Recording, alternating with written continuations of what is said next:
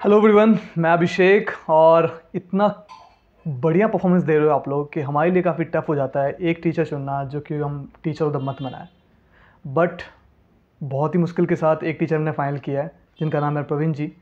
तो उनसे थोड़ी बात करते हैं, देखते हैं उनका क्या है। जी सर, मैं बिहार से गया जिले से हूँ और मैं एज ए टीचिंग एक्सपीरियंस मेरा लगभग 10 से 11 साल है।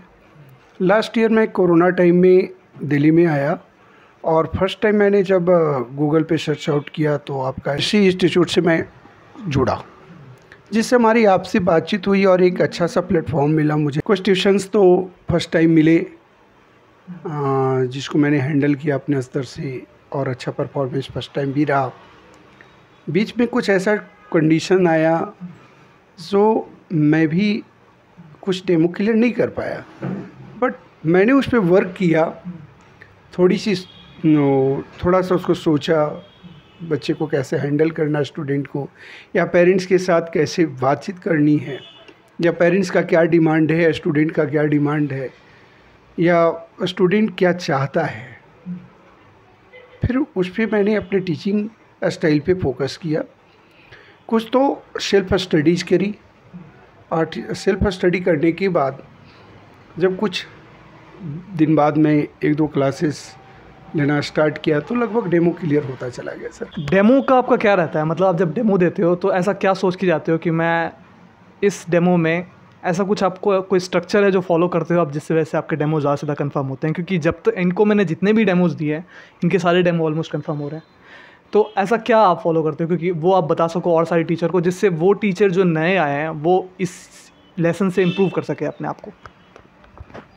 फर्स्ट टाइम मैं सर जब जब आपका मेरे पास क्लास आता है एरियाज वाइज मैं देख लेता हूँ।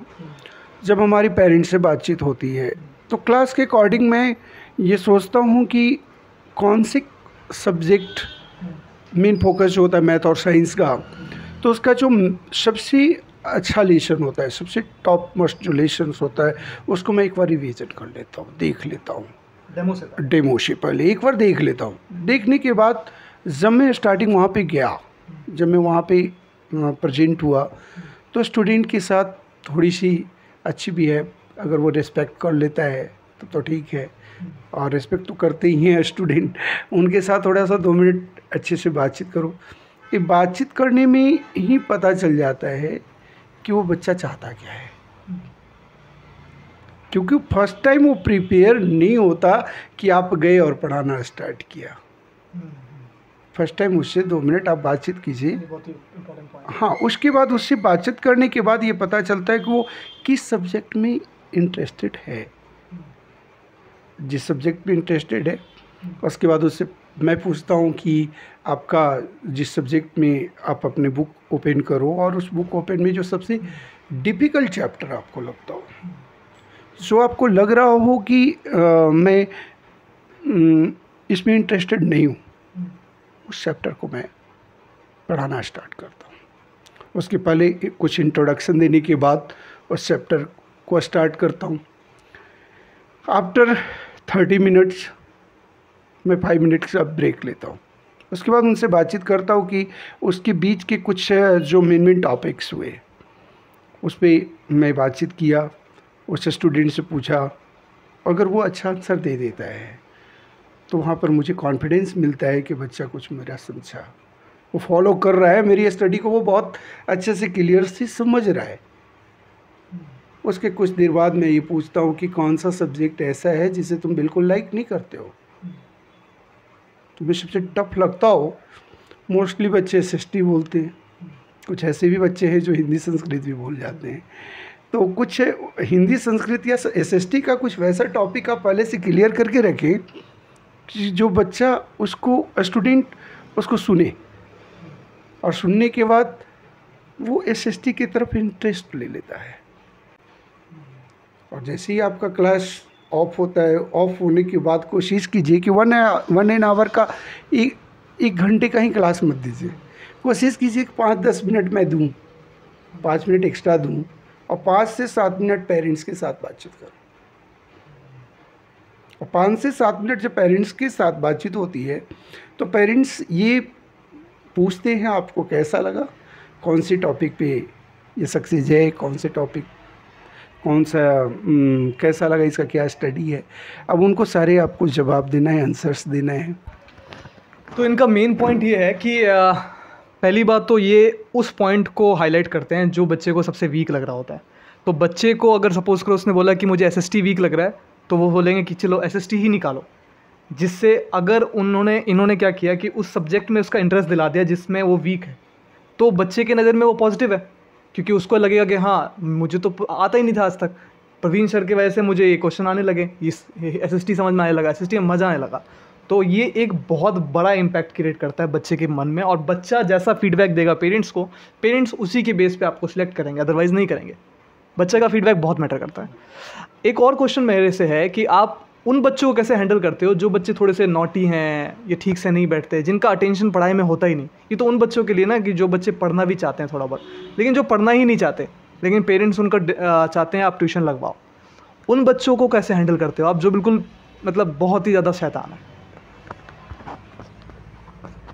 कुछ ऐसे भी मुझे ट्यूशन्स मिले जहाँ पे मैं फर्स्ट टाइम लगा कि इनके साथ मैं पढ़ा पाऊँगा नहीं पढ़ा पाऊँगा। तो उन बच्चों को सबसे पहले आप ये कह रहे हैं कि पहले वाच करें कि किस प्रकार का है, या तो आपको अगर रिस्पेक्ट थोड़ा सा भी कर रहा है तो नॉटी नहीं है, ये नॉटी हो नहीं सकता। अगर बिल्कुल रिस्पेक्ट नहीं कर, आप स्टार्टिंग में ही आपसे थोड़ा सा वो कटना चाह रहा है, तो आप कोशिश करो कुछ ऐसा उसके सामने मुस्कुराओ, थोड़ा सा मुस्कुराइए, उससे उसके करीब आने की कोशिश कीजिए। उससे ये ना लगे, फ्रेंडली रिलेशंस 2-4-10 मिनट आप कीजिए, और उनके साथ ओनली स्टडी टॉपिक मत ले जाइए। फर्स्ट डे स्टडी टॉपिक ले ही मत जाइए, आधे घंटे 15 से 20 मिनट उसके साथ वैसी बातचीत कीजिए जो उसके लाइफ से रिलेटेड हो, या वैसा सब्जेक्ट को आप उन्हें समझाइए कि वो सब्जेक्ट क्यों पढ़ना ज़रूरी है, नेसेसरी क्यों है, आपके लिए स्कूल क्यों नेसेसरी है, आपके लिए एक टीचर क्यों नेसेसरी है। मैं लास्ट में एक बातचीत बोलूँगा कि सबसे पहला है सर कि मैंने एक लाइन पढ़ी थी कि सही अध्यापक वही है जो स्वयं अध्ययन करके दूसरे के चरित्र पर उतारता हो। तो स्वयं तो अध्ययन करना पड़ेगा।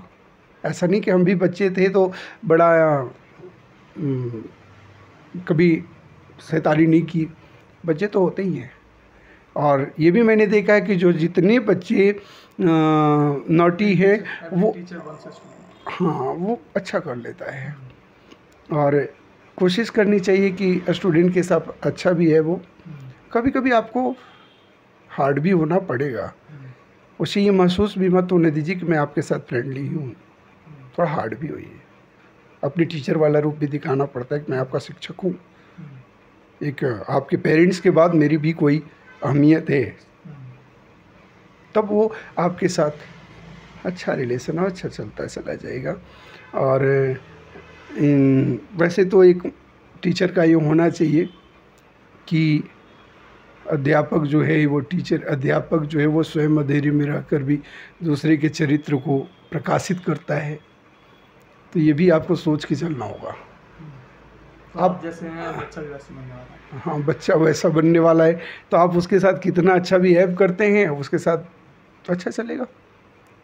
बच्चे को हैंडल करने का थोड़ा सा कंडीशन आप चेंज कर लीजिए, आप उस पर कुछ सर्च कीजिए, चाइल्ड साइकोलॉजी भी पढ़िए थोड़ा सा। कई चाइल्ड साइकोलॉजी का बुक आता है, उसको जब आप पढ़ते हैं तो आपको पता चल जाएगा कि बच्चा किस तरह के बच्चे को कैसे हैंडल करना है। थोड़ा सा मुझे ये बताइए कि एस इंस्टीट्यूट के साथ आप 1.5 साल से जुड़े हुए हैं, कैसा एक्सपीरियंस रहा आपका, कैसा जर्नी रहा अभी तक, कैसे कैसे हमने ट्यूशन प्रोवाइड किए, टर्म्स एंड कंडीशन हमारी कैसी थी, वो सब थोड़ा सा बताइए। जो टीम है हमारी वो कैसी लगी आपको, वो सब थोड़ा सा। सर पहले तो मैं आपको धन्यवाद देना चाहूँगा कि ऐसा नहीं है कि कई रूट है कमाने का और अलग अलग तरीके से लोग अर्निंग कर सकते हैं। एक टीचिंग ही क्यों चुने, और टीचिंग चुनने के बाद कोई अगर एक पर्सन वैसा मिल जाता है जो आपको बूस्टअप करता चला जाता है, रेगुलर बूस्टअप करता चला जाता है, और आपके कार्य की परफॉर्मेंस को हमेशा वो बेटर बताता है, आपको आपकी कमियों को भी वो नॉट करके बता देते हैं कि सर आपकी कमी है यहाँ पे, आप थोड़े से समझ जाओ। ये चीज़ मुझे बहुत अच्छा लगा। और इस इंस्टीट्यूशन के बारे में मैं क्या कहूँ, फर्स्ट टाइम आज तक मैं दिल्ली में हूँ, कई इंस्टीट्यूशन से मैं जुड़ा हूँ, कई जगह रजिस्ट्रेशंस भी हैं, बट आज भी मैं इसी इंस्टीट्यूशन से सारे क्लासेस ले रहा हूँ। और अभिषेक सर, आपकी एक सबसे बड़ी तारीफ़ है कि आपने जो मुझे प्लेटफॉर्म दिल्ली में दिया, आपने मुझे प्लेटफॉर्म दिया और उस लाइन पर मेरा चलना काम था। जहाँ कभी अगर मैं थोड़ा सा लगा कि मुझे हेजिटेशंस भी लगी तो मैं आपसे बातचीत किया, तो आपने मुझे मोटिवेट भी किया, तो अच्छा लगा। इस इंस्टीट्यूशंस की सबसे बड़ी चीज़ें हैं कि क्लियर कट है, बातचीत बिल्कुल क्लियर है, पेमेंट की तो कोई प्रॉब्लम ही नहीं है आपकी किसी के साथ। और हमें कभी नहीं लगता कि आपको अगर कोई क्लासेस दी जाती है तो ये इंस्टीट्यूशंस, ये संस्था हमेशा ये चाहती है कि आप वहाँ से प्रोग्रेस की ओर जाओ, आपका सक्सेस हो, डेमो क्लियर हो। ये चीज़ मुझे अच्छा लगा। टर्म एंड कंडीशन सबसे बेटर है, ठीक ठाक लगा। हाँ 50% है, अच्छा नहीं सबसे पहले, हाँ वो जी भी मुझे अच्छा लगा कि फर्स्ट टाइम मैंने यहाँ पर काफ़ी सर्च आउट किया तो कोई 50%, 25%, कि इन्होंने ये कहा कि मैं फर्स्ट मंथ का 50%, सेकंड मंथ का आपसे 25% लूँगा, ऐसी भी बातचीत हुई। हाँ, और रजिस्ट्रेशन फी 1000 रुपीज़, 1500 रुपीज़, कहीं कहीं तो 2000 भी हैं। हाँ अभी, हाँ ऐसा भी है। बट आपके यहाँ सबसे पहली चीज़ ये लगा हमें आपसे बातचीत करके, कोई नो रजिस्ट्रेशन फी है ही नहीं। आप परफॉर्मेंस करो, आप अर्निंग करो, आपकी प्रोग्रेस में इंस्टीट्यूशंस की प्रोग्रेस है, ये आपका मंत्र है, जो हमें अच्छा लगा। आप सर अगर क्लियर करोगे तो इंस्टीट्यूशन भी आपका साथ रहेगा। आपने हमेशा मेरा साथ दिया और जिसके कारण आज भी मैं बहुत सक्सेस तो नहीं हूँ, लेकिन मैं ये चाहता हूँ कि सक्सेस के करीब हूँ। और इसका मैं पूरा श्रेय मैं ऐसी इंस्टीट्यूशंस को देता हूँ, अभिषेक सर को देता हूँ जो कि मेरे सामने बैठे हुए हैं। और सबसे बड़ी चीज़ मुझे ये लगता है कि अभिषेक सर का जो टीम है ना, वो टीम कहीं ना कहीं बहुत स्ट्रांग है। और मैं जब मिला यहाँ पर आकर के तो उन टीम से एक लोगों से जब बारीकी से बातचीत किया तो मुझे ऐसा लगा कि एक फैमिलियर बिहेवियर है। और जब टीम एक स्ट्रांग टीम वर्क करती है ना, तो सर अच्छा परफॉर्मेंस तो होगा ही, अच्छा परफॉर्मेंस होगा। और कुछ और भी टीम के लोगों से मैंने बातचीत करी, जो टीचर्स थी, कुछ अच्छे लोग थे। सर एक इनर्जेटिक लगता है, जो एक नई ऊर्जा आनी चाहिए ना, एनर्जी आनी चाहिए, वो दिखता है। और सबसे बड़ी चीज़ कि सारे यंग हैं, और यंग हो करके, हाँ पूरी टीम यंग है, और इतनी बड़ी सोच रखना, एक आपकी ग्रोथ से ही हमारी ग्रोथ जुड़ी हुई है। तो अगर आप अच्छा परफॉर्मेंस देते हो तो हम भी उसके साथ साथ ग्रो करेंगे, क्योंकि आपकी परफॉर्मेंस अच्छी होगी तो पेरेंट्स को लगेगा कि हमारे पास टीचर्स अच्छे हैं, टीचर्स हमारे पास अच्छे हैं, तो फिर हमारे इंस्टीट्यूट ऑलरेडी आगे बढ़ेगा। एक और पॉइंट है मेरा कि आपके लिए कि जो ये बड़ा इंपॉर्टेंट पॉइंट है, मेरे दिमाग में पहले से चल रहा था, बट मैं आपसे पूछना चाहूँगा ये चीज़। जो डेमो आप देने जाते हो, वहाँ पे पेरेंट्स जब आपको ऑफ़र कर रहे होते हैं कि सर आप इंस्टीट्यूट को मत बताना, आप हमारे साथ कोलैब कर लो, उस चीज़ों को आप कैसे हैंडल करते हो? और आप और सारे टीचर को कैसे दोगे ये चीज़ कि जो कुछ टीचर ना थोड़ा सा बहक जाते हैं, उनको लगता है कि नहीं बताते इंस्टीट्यूट को, क्या ही फ़र्क पड़ेगा उनको? सर मैं भी 1-2 क्लासेस ऐसा गया, 2 नहीं कई 3-4 ऐसे पेरेंट्स मिले जिन्होंने मुझसे कहा कि वो तो उनसे मेरी बातचीत थी, आपसे अगर मैं बातचीत करता हूँ तो आप क्या लेंगे? मैंने कहा ये क्या मतलब है, मुझे समझ में नहीं आया आपकी बातचीत की। उनसे बातचीत और थी, मेरे से कुछ और बातचीत थी, आप कहना क्या चाहते हैं? तो वो बोलते हैं कि मैं आपसे डायरेक्ट कंसल्ट करना चाहता हूँ और मैं चाहता हूँ कि आप अच्छे हैं। मैंने कहा जिन्होंने आप मुझे यहाँ पर भेजा, जिनके थ्रू मैं आया हूँ, वो जब अच्छे आपके लिए नहीं हुए, मैं कहाँ से अच्छा हो जाऊँगा जी? जब एक बड़ी इंस्टीट्यूशन पे किसी का भरोसा नहीं हो सकता तो एक पर्सनल टीचर पर कभी किसी का भरोसा नहीं हो सकता, इतना पे याद रख लेना। वो क्या करेंगे, 2-3-4 दिन आपका क्लास ले लेंगे, फिर आपको बहुत अच्छा नहीं मानेंगे। अगर चल भी गया तो 1-2 महीने का क्लास चलेगा, लेकिन आपका बिहेव एक इंस्टीट्यूशन के साथ खराब हो जाएगा। आप ऑनेस्टली से वर्क करोगे, अगर अच्छे किसी संस्था के साथ हम अगर वर्क करते हैं तो सर बहुत सारे ऑप्शन है मेरे पास। कई लोगों ने कहा कि सर ऐसा भी क्या हो सकता है कि 15 डेज का आपको पहले पेमेंट कर दूं, फिर 15 डेज आप क्लास देते फिर कर दूंगा। सर मेरे उनसे कोई बातचीत नहीं होगी, क्योंकि अभिषेक जी से जो मेरी बातचीत हुई है तो फुल पेमेंट करनी होगी 2-3 दिन बाद, लेकिन मैं 15 डेज का अभी आपको कर दे रहा हूँ, फिर 15 डेज का बाद में कर दूंगा, क्योंकि आपको तो 15 डेज का ही मिलना है, ऐसा कुछ सोच करके। बट वहाँ पर हाँ आपको ये हैंडल करना है कि पेरेंट्स क्या कहते हैं, क्या सोचते हैं। पेरेंट्स की बातों पर मत बहकिए, क्योंकि वो आपको ये भी सोचते हैं कि टीचर कितना ईमानदार है, इंस्टीट्यूशंस के प्रति कितना ईमानदार, इसकी क्या हाँ ये टेस्ट भी होता है, ये भी आपको डरना पड़ेगा, आपको ये सोचना पड़ेगा कि कहीं ऐसा तो नहीं है कि आपके मेंटलिटी को वो चेक कर रहे हैं कि टीचर का क्या ईमानदारी है। और जब आप मना कर देते तो उनको टीचर और अच्छा लगता है। हाँ, अगर आपने कह दिया, हुआ भी ऐसा सर कि मैंने उनको बोल दिया कि नहीं ऐसा मेरे साथ नहीं चलेगा, और जब अभिषेक जी बोलेंगे तभी क्लास होगा, नहीं तो सॉरी मैं ऐसा कर ही नहीं सकता, ऑलरेडी मैं बुक हूँ। उन्होंने मेरा किसी स्लॉट को कैंसिल करके आपके पास सेट किया हुआ है, आप सीधा ये बोलकर निकल जाइए, ठीक है। मैं ये भी देखा हूँ कि 1 महीने बाद नहीं तो 1.5 महीने बाद आपके पास बैक कॉल आएगा, क्या सर आप फ्री हैं, फ्री हैं। और उस समय भी आप एक ही चीज़ बोलिए, दोबारा रिपीट कर दीजिए, अभिषेक जी से बातचीत हुई है क्या।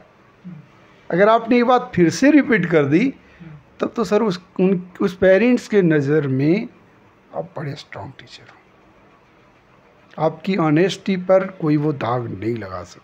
आपकी ऑनेस्टी आपके कैरेक्टर को शो करती है, और एक कैरेक्टर से सामने वाले को ये दिखता है कि आपकी पर्सनालिटी कितनी स्ट्रॉन्ग है। और एक टीचर एक आइडियल इमेज होता है बच्चे के लिए। तो जिस तरह का अभी जो आपने बात किया था ना कि जैसे आप टीचर के साथ रहेंगे, टीचर जैसा रहेगा, अगर वो ऑनेस्ट है अपने काम के प्रति, जो अपने साथ में काम करते हैं उनके लिए डेडिकेटेड है, तो वो एक बहुत ही पॉजिटिव इमेज आता है। भले ही पेरेंट्स को थोड़ा बजट का इशू आ रहा हो, आप बोल दो कि सर मैं आपको 5 क्लास नहीं 4 क्लास दूंगा वीक में आपके इस बजट में, है ना, 4 नहीं 3 दूंगा, बट लेकिन मैं ऑनेस्टी के साथ काम करूँगा, मेरे से ये डिसऑनेस्टी के थ्रू काम नहीं होता। तो वो फिर एक अच्छा इमेज देता है, वो एक बहुत ही पॉजिटिव इमेज देता है सामने वाले का। सर होता क्या है ना कि आप जब डेमो दे के निकलते हो, पेरेंट्स अगर आपसे इस तरह की बातचीत करते हैं, बच्चा बड़ा गौर से आपको देखते रहता है कि आप क्या रिप्लाई दे रहे हो। अगर आपने उनके साथ यस कर दिया तो सर मैं ये बिल्कुल परफेक्ट कहता हूँ कि वो आपको कभी भी रिस्पेक्ट नहीं देगा। आप चाहे जितनी स्ट्रॉन्ग टीचर है, आपके साथ कितनी भी अच्छी नॉलेज है, नहीं हो सकता सर। आपका आचरण बहुत बड़ा काम करता है वहाँ पे। एक चीज़ और कि कुछ नए नए टीचर्स जब जाते हैं डेमो देने, उनको थोड़ा सा दिक्कत होता है कि डेमो देने गए और थोड़े दिन बाद बोलते हैं कि सर हमें नहीं समझ में आ रहा है, ये नहीं वो नहीं। देखो क्या है, थोड़ा सा स्टार्टिंग में आपको भी एडजस्ट करना है पेरेंट्स के साथ, पेरेंट्स भी आपका एडजस्ट करेंगे। धीरे धीरे ना आप यूज्ड टू हो जाओगे और आपको समझ में आने लगेगा कि हाँ यहाँ पे कैसे बैठना है। अपने टर्म्स एंड कंडीशन पे हमेशा नहीं चल सकता चीज़ें ना, थोड़ा सा आपको स्टार्टिंग में एडजस्ट करना पड़ता है, ये चीज़ है। और आपका यही अच्छा बात है कि आप बहुत ही जल्दी एडजस्ट कर लेते हो सिचुएशन में, है ना। मतलब अगर कोई कुछ बोले तो आपको लगता है कि हाँ अगर ये मेरे से हो सकता है तो आप कर देते हो। बोला किसी ने कि सर आधे 10-15 मिनट एक्स्ट्रा है तो वो नहीं कि सर नहीं मैं तो नहीं दूंगा, मैं 1 घंटे में निकल जाऊंगा, ये नहीं, आप दे देते हो। ये चीज़, यही छोटी छोटी चीज़ें ना जिससे एक रिलेशन बिल्डअप होता है पेरेंट्स के साथ। और अगर आप रिलेशन बना लेते हो पेरेंट्स के साथ तो और तो कुछ चाहिए ही नहीं, मेन तो रिलेशन बनाना ही है। तो बस आज का यहीं पे इंटरव्यू ख़त्म करते हैं। इनसे बात करके काफ़ी अच्छा लगा और फिर मिलते हैं बाद में कभी।